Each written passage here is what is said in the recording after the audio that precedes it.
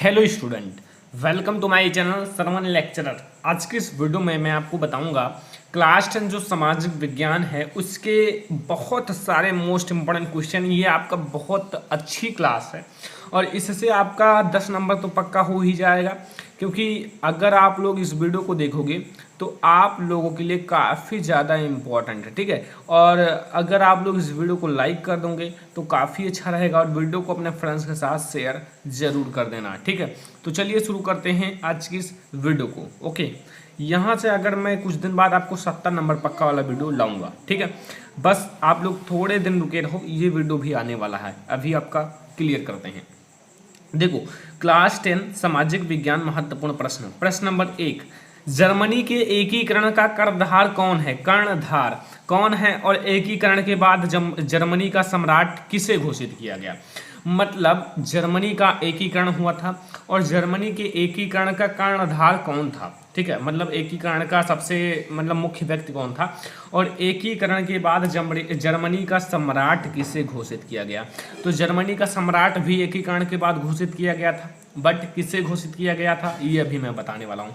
उत्तर समझ लो। जर्मनी के एकीकरण का कर्णधार प्रसा का प्रधानमंत्री ऑटो वन बिस्मार्क था। कौन था? यहाँ आप लोग पॉइंट नोट कर लेना। जो जर्मनी के एकीकरण का कर्णधार प्रसा का प्रधानमंत्री ऑटो वन बिस्मार्क था, ठीक है। तो अगर आप लोग शॉर्टकट में कहना चाहते हो तो ऑटो वन बिस्मार्क जर्मनी के एकीकरण का कर्णधार था। ओके, तो यहाँ आपको कर्णधार समझ में आ गया। अब एकीकरण के बाद जर्मनी का सम्राट किससे घोषित किया गया? तो एकीकरण के बाद प्रसा का राजा विलियम प्रथम को जर्मनी का सम्राट घोषित किया गया। प्रसा का राजा विलियम प्रथम को जर्मनी का सम्राट घोषित किया गया। अब बताओ, एकीकरण का कर्णधार कौन था? Auto von Bismarck. एंड एकीकरण के बाद सम्राट किसे घोषित किया गया? विलियम प्रथम को। तो फर्स्ट क्वेश्चन आपको समझ में आ गया। इसमें आपके 2 क्वेश्चन लगे हुए हैं और ये आपका ऑब्जेक्टिव एंड आपके छोटे क्वेश्चन अत लघु में पूछा जाता है। ओके, क्वेश्चन नंबर 2 आप आ जाओ। क्वेश्चन नंबर 2 में क्या पूछ रहा है कि वंदे मातरम गीत कब और किसने लिखा और इसमें किसका गुणगान किया गया है? एक वंदे मातरम गीत है, सभी ने सुना होगा, सभी ने पढ़ा होगा, ठीक है। एंड वंदे मातरम गीत कब और किसने लिखा और इसमें किसका गुणगान किया गया है? तो वंदे मातरम गीत 1870 के दशक में बंकिम चंद्र चटर्जी यानी क्या ने लिखा। ओके, एंड इसमें भारत माता का गुणगान किया गया। ओके, तो यहाँ आप थोड़ा सा कंफ्यूज हो गए होंगे ये पॉइंट में। ओके, कोई दिक्कत नहीं, थोड़ा अटपटा लिखा हुआ है लेकिन सही है। ओके, इसमें भारत माता का गुणगान किया गया है, भारत माता का, ठीक है। आप यहाँ नाम याद रखना, बंकिम चंद्र चटर्जी। ओके, अगला देखो, यहाँ क्वेश्चन नंबर 3 है, रेशम मार्ग या सिल्क रूट क्या था? रेशम मार्ग या सिल्क रूट आपने पढ़ा होगा, मैंने पढ़ाया भी है। और क्या था ये तो आप लोगों को पता होगा, बट नहीं पता है तो मैं आपको बता दूं। यहाँ नाम है रेशम मार्ग या इंग्लिश में इसे कहते हैं silk route. Okay, silk route. अब देखो भाई, रेशम मार्ग या सिल्क रूट क्या था? रेशम मार्ग आधुनिक काल से पहले संसार के दूर दूर स्थित भागों के मध्य व्यापारिक तथा सांस्कृतिक संपर्क का माध्यम था।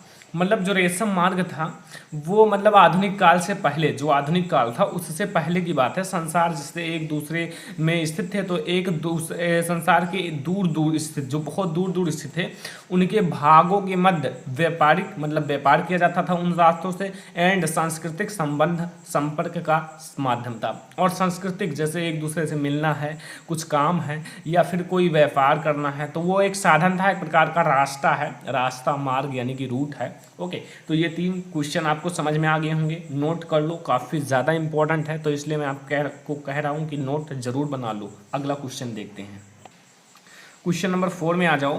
क्वेश्चन नंबर 4 क्या कह रहा है कि भूमि क्षरण के किन्हीं 2 कारणों का उल्लेख करो। जो भूमि क्षरण है उनके 2 कारण का उल्लेख करना है।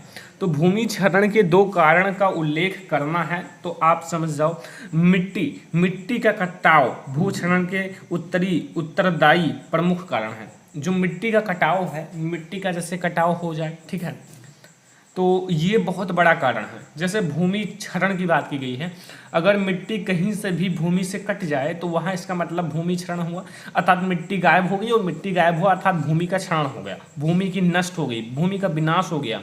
ठीक है, तो इसके दो प्रमुख कारण हैं। ठीक है, नंबर फर्स्ट मूसलाधार वर्षा। अगर आपने देखा होगा बहुत तेज़ी से वर्षा होती है ना, अगर बहुत तेज़ी से वर्षा की जाए तो वहाँ क्या होता है ना कि वहाँ मतलब भूमि का जो मिट्टी है वो भाग अलग जाने लगता है। जैसे आपने देखा होगा कहीं कहीं खेतों की सिंचाई की जाती है और पाइप के द्वारा पानी को ले जाया जाता है और कहीं रख दिया जाए तो वहाँ वो इतनी तेज़ी से आती है कि वहाँ बड़ा सा गड्ढा हो जाता है, क्योंकि पानी गिरता है तो उसका मतलब वेग से वहाँ ज़्यादा मतलब मिट्टी हट जाता है। ठीक है, तो इसीलिए मूसलाधार वर्षा भी में से भी भूमि का कटाव होता है या भूमि क्षरण होता है। दूसरा है प्राकृतिक वनस्पति का विनाश। देखो प्राकृतिक जो वनस्पतियां हैं उनका विनाश हो रहा है, ऐसे में अगर वो विनाश हो रहा है तो ये भी भूमि क्षरण का एक बहुत बड़ा कारण है। जैसे अगर विनाश हो रहा है, कोई चीज़ गिरता है तो डायरेक्ट भूमि पर गिरता है, ऐसे में जो वनस्पतियाँ थीं वो कुछ रोकती थीं एंड बहुत सारी चीज़ें थीं जो प्राकृतिक वनस्पति से हमें मिलती थीं और भूमि का क्षरण भी रुकता था, ऑक्सीजन भी मिलते थे, हमारे लिए लाभदायक भी था, वातावरण स्वच्छ रहता था। ऐसे में ये दो बहुत प्रमुख कारण हैं, भूमि क्षरण के दो कारण हैं ये दोनों। ठीक है, और आपके लिए काफ़ी ज़्यादा इंपॉर्टेंट है बोर्ड एग्जाम के लिए, तो आप लोग नोट जरूर कर लेना और अपने बोर्ड एग्जाम में यही आएगा आगे चलकर। ठीक है, मैं अभी से आपको इंपॉर्टेंट पढ़ा रहा हूँ। अगला क्वेश्चन नंबर 5 है चादरी भूक्षरण किसे कहते हैं। जो चादरी भूक्षरण होता है वो क्या होता है। अभी तक आपने पढ़ा भूमि क्षरण एंड ये है चादरी भूक्षरण।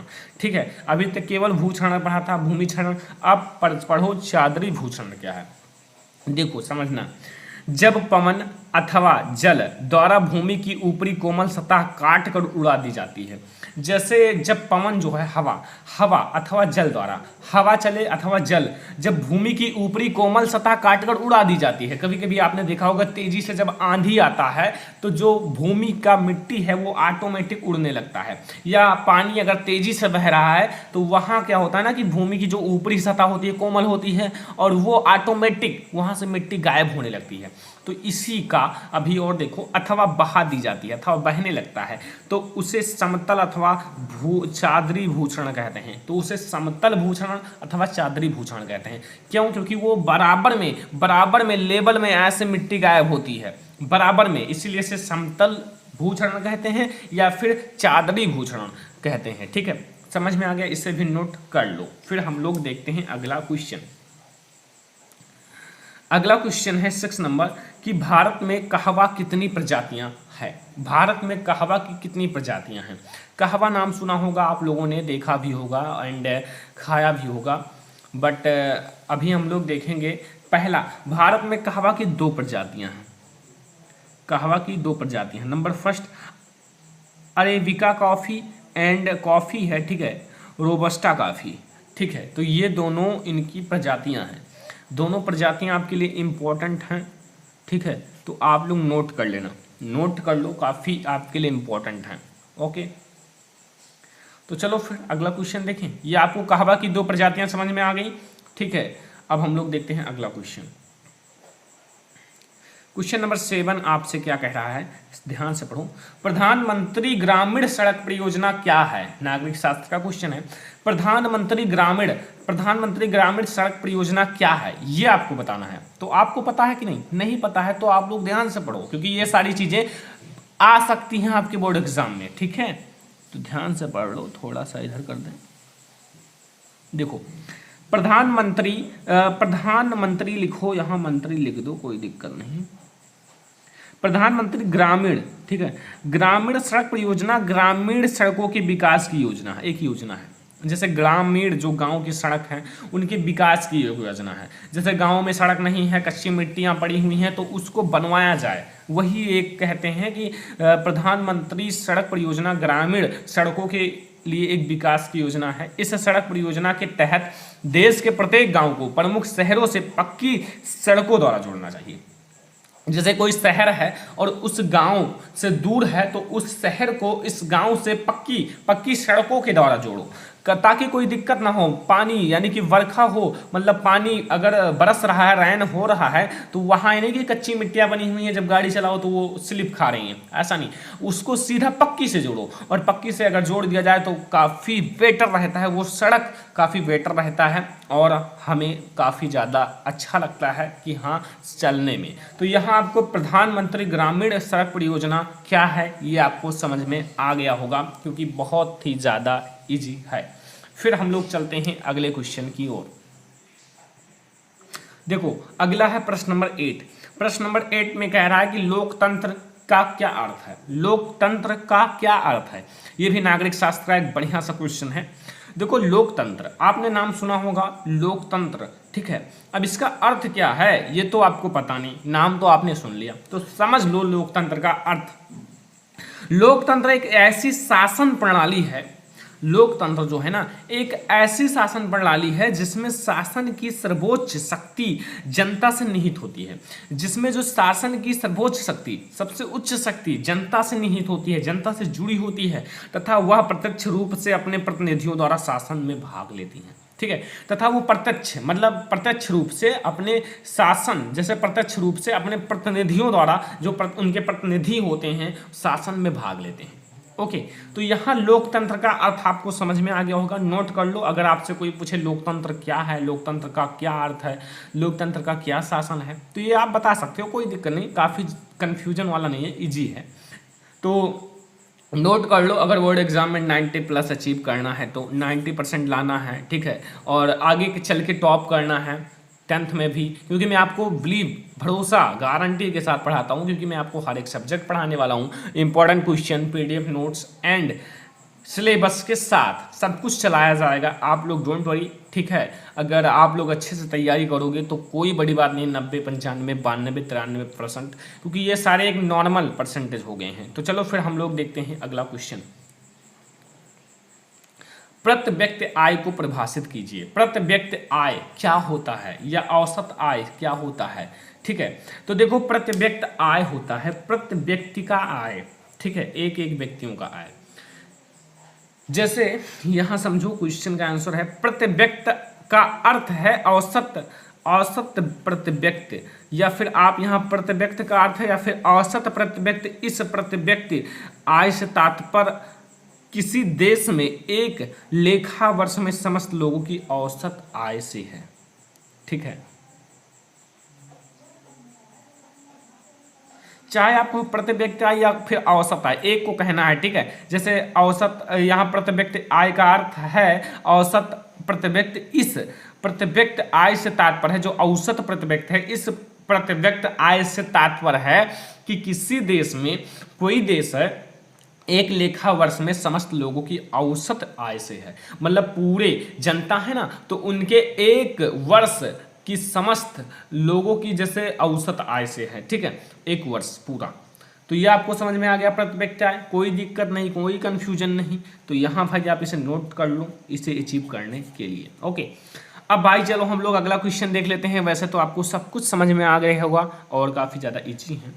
देखो नवीकरण साधन क्या है। नवीकरण और नवीकरण मैंने दोनों पढ़ाया था, बट आपने देखा होगा वीडियोस तो जानते होंगे, वरना आप लोग नहीं देखे होंगे तो नहीं भी जानते होंगे, ठीक है।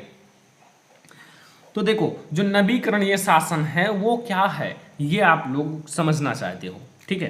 तो चलो फिर समझ ही लेते हैं, कोई दिक्कत नहीं है। देखो यहाँ देखो नवीकरणीय शासन किसे कहते हैं। उत्तर, नवीकरणीय साधन वे साधन हैं, जो नवीकरणीय साधन हैं वे साधन हैं जिनकी पुनः पूर्ति प्रकृति करती है, जिसकी पुनः पूर्ति प्रकृति करती है और इनका हम अति उपयोग भी कर सकते हैं।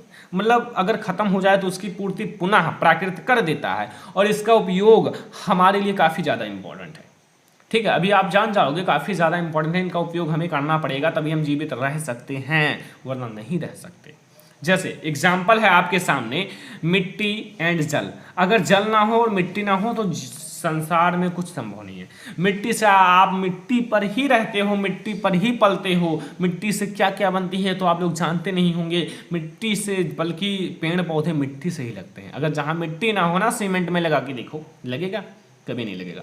तो ऐसे में मिट्टी भी हमारे लिए बहुत ज़्यादा इंपॉर्टेंट है, जल भी बहुत ज़्यादा इंपॉर्टेंट है, जल ही जीवन है। ठीक है, अब अगला हम लोग क्वेश्चन देखते हैं। अगला नंबर क्वेश्चन है, यहां देखो 11 नंबर, मौसमी बेरोजगारी क्या है। मौसमी बेरोजगारी, बहुत सारी ऐसी सब्जियां होती, ऐसे फल होते हैं जो मौसम के अनुसार होते हैं कि ठंडी या फिर जैसे ठंडी का समय आया तो ये लगेगा, गर्मी का समय है तो ये, बरसात का समय है तो ये। अब इसी प्रकार से बेरोजगार यानी कि बेरोजगारी भी मौसम के अनुसार होती है कि जैसे कोई मतलब रोजगार है वो भी अब मौसम के अनुसार होता है। जैसे देखो, यह बेरोजगारी की वह स्थिति है जिसमें लोगों को पूरे साल काम नहीं मिलता, मतलब वो सोचते हैं मिल जाए लेकिन उन्हें पूरे साल काम नहीं मिलता, साल के कुछ महीनों में ही बेरोजगार रहते हैं, साल के कुछ महीनों में वे बेरोजगार रहते हैं, वे लोग बेरोजगार रहते हैं, उनके पास कोई मतलब बेरोजगार रहते हैं, उनके पास कोई रोजगार नहीं होता। ये आपको समझना है, ठीक है, समझ में भी आ गया होगा। जैसे अगर 12 महीने हैं तो 12 महीने में वो 4 महीने काम किए और 8 महीने खाली हैं, एंड अगर 6 महीने काम किए तो 6 महीने खाली हैं, कुल मिलाकर कुछ ना कुछ 1-2 महीना 4 महीना खाली ही रहते हैं, पूरा साल उन्हें रोजगार नहीं दिया जाता, साल के कुछ महीने उनके बिना रोजगार के ही रहते हैं। ठीक है, यानी कि बेरोजगार रहते हैं, ये समझ में आ गया होगा। ठीक है, कोई दिक्कत तो नहीं है, मौसमी बेरोजगार भी आपको समझ में आ गया होगा। क्वेश्चन नंबर 12 है कि विश्व व्यापार संगठन की स्थापना क्यों की गई है। विश्व व्यापार संगठन की स्थापना क्यों की गई है, क्या जरूरत है, अभी आपको समझ में आएगा। विश्व व्यापार संगठन की स्थापना क्यों की गई है ये आप लोगों को समझ में आएगा तुरंत।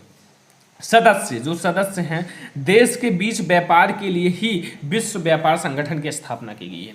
जैसे जो सदस्य देश हैं, जो सदस्य एक दूसरे से जुड़े हुए हैं, सदस्य देश के बीच व्यापार के लिए विश्व व्यापार संगठन की स्थापना की गई है। जैसे अमेरिका है, इंडिया है, इन दोनों के समस्त दोनों हैं, तो ये दोनों के बीच अगर व्यापार के लिए इसी की स्थापना की गई है, विश्व व्यापार संगठन की अगर ये स्थापना की गई है तो इससे आसानी से एक दूसरे में व्यापार हो जाएगा, कोई दिक्कत नहीं होगा, इसीलिए विश्व व्यापार संगठन की स्थापना की गई है। तो यहां से आपको समझ में आ गया विश्व व्यापार संगठन की स्थापना क्यों की गई है, तो यहां से आपको यह समझ में आ गया होगा।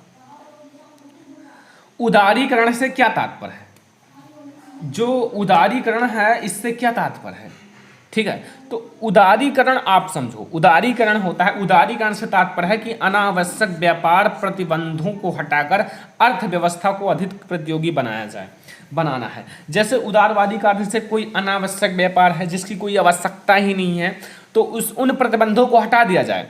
जैसे कोई अनावश्यक व्यापार है तो उन्हें हटा दिया जाए और कोई आवश्यक अर्थव्यवस्था को अधिक प्रतियोगी बनाया जाए और कोई आवश्यक व्यापार वाला चीज़ लगाया जाए, जिसकी आवश्यकता नहीं है उसे हटा दो, क्योंकि उनकी कोई आवश्यकता नहीं है तो हमें क्या फ़ायदा उससे। तो ऐसे में उसे हटाकर कोई मतलब अर्थव्यवस्था को उपयोगी बनाने के लिए उसे लगाया जाए।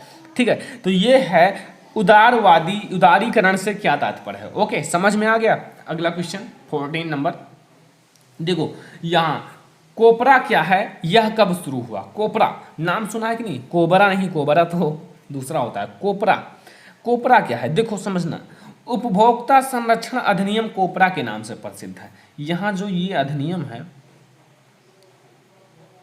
उपभोक्ता संरक्षण अधिनियम, ओके, किसके नाम से प्रसिद्ध है, कोपरा के नाम से प्रसिद्ध है और यह सन 1986 में भारत सरकार द्वारा शुरू किया गया।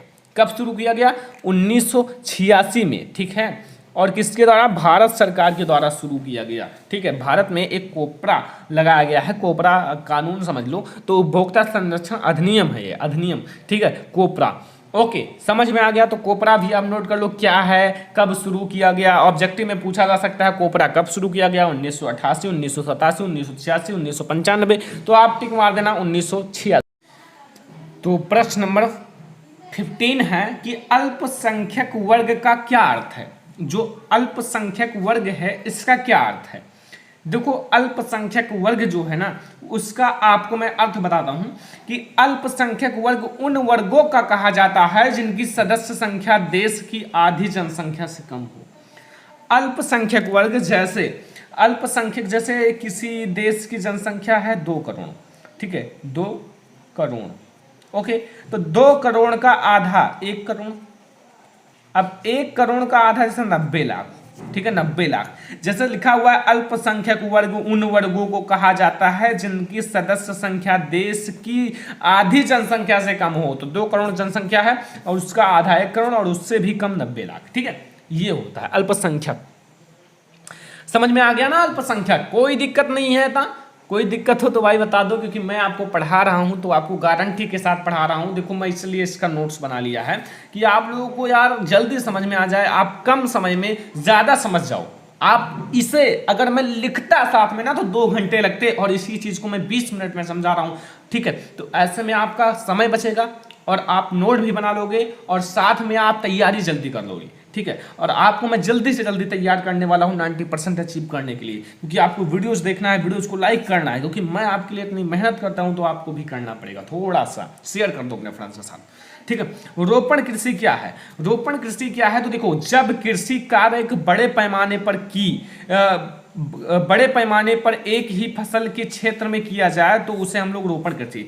जैसे लिखा हुआ है, जब कृषि, क्या लिखा हुआ है? जब कृषि कार्य एक बड़े पैमाने पर एक ही फसल क्षेत्र में किया जाए तो उसे रोपण कृषि। जैसे गन्ना है या फिर गेहूं है तो बड़े क्षेत्र में गेहूं बो दिया जाए बड़े क्षेत्र में तो उसे रोपण कृषि कहते हैं, या फिर केवल गन्ना ही बड़े क्षेत्र में बो दिया जाए तो उसे हम लोग रोपण कृषि कहते हैं। तो रोपण कृषि किससे कहा जाता है? जब कृषि कार्य एक बड़े पैमाने पर एक ही फसल के क्षेत्र में किया जाता है तो उसे हम लोग रोपण कृषि कहते हैं। कोई दिक्कत है, कोई कंफ्यूजन है तो पूछ लो, क्योंकि मैं आपका कंफ्यूजन दूर करने आया हूं, आपकी दिक्कत दूर करने आया हूं, आपको 90% अचीव कराने के लिए आया हूं। क्योंकि ऐसे अगर आप पढ़ोगे तो 100% आप मोटिवेशन रहोगे, हमेशा मोटिवेट रहोगे, आपको डिमोटिवेट कोई नहीं कर पाएगा। आप 100% 90+ लाओगे अगर आप हमारे साथ पढ़ोगे। फुल मैं आपको मोटिवेट वीडियो भी लाऊंगा, काफ़ी अच्छे से मैं आपको पढ़ाने वाला हूँ। अगला देखो 17 नंबर क्वेश्चन है, खरीफ की एक फसल का नाम एवं उनके बोने का समय लिखिए। जो खरीफ फसलें होती हैं उनका एक फसल का नाम है चावल। जैसे खरीफ की प्रमुख फसल कौन सी है? चावल है। याद रखना, खरीफ फसल कौन सा है? चावल है। और वर्षा ऋतु में आरंभ चावल बोने का उचित समय होता है। जैसे इस टाइम है, इस टाइम चावल बोया जाता है एंड वर्षा ऋतु भी चल रही है, पानी बरस रहा है बाहर। ठीक है, एंड चावल भी लग चुका है। तो खरीफ की प्रमुख फसल चावल है एंड वर्षा ऋतु का आरंभ चावल बोने का उचित समय है। ठीक है, ओके, कोई दिक्कत तो नहीं है, समझ में आ गया? ये आओ भैया 18 नंबर क्वेश्चन, मानव विकास से क्या तात्पर्य है? तो मानव विकास का अर्थ है कि एक व्यक्ति का इस प्रकार से विकास किया जाए कि वह अपनी प्रतिभा के अनुसार सृजनात्मक जीवन बिता सके। मतलब मानव जीवन का अर्थ है एक व्यक्ति है कोई, जैसे यहाँ एक व्यक्ति है श्याम, ये अपनी अर्निंग ऐसा कर रहा है कि वह अपनी प्रतिभा अपनी सृजनात्मक के साथ अपना जीवन व्यतीत कर रहा है, इसका मतलब ये विकास कर रहा है। ठीक है, तो ये है आज के हमारे क्वेश्चंस। तो ये आपका काफ़ी इंपॉर्टेंट है, अगर आप इसे याद कर लेते हो तो बोर्ड एग्जाम में काफ़ी ज़्यादा मदद मिलेगा। तो आप लोग इस वीडियो को लाइक कर दो, चैनल पर नया हो सब्सक्राइब कर लो और ऐसे ही वीडियो देखने के लिए अपने फ्रेंड्स के साथ शेयर कर दो कि वो भी सब्सक्राइब करो और आप हमारे चैनल से लगातार तैयारी कर सको। कोई भी कमेंट, कोई भी कन्फ्यूजन है कमेंट बॉक्स में करो, उसका वीडियो जरूर दिया जाएगा। ठीक है, तो चलो फिर, thanks for watching this video.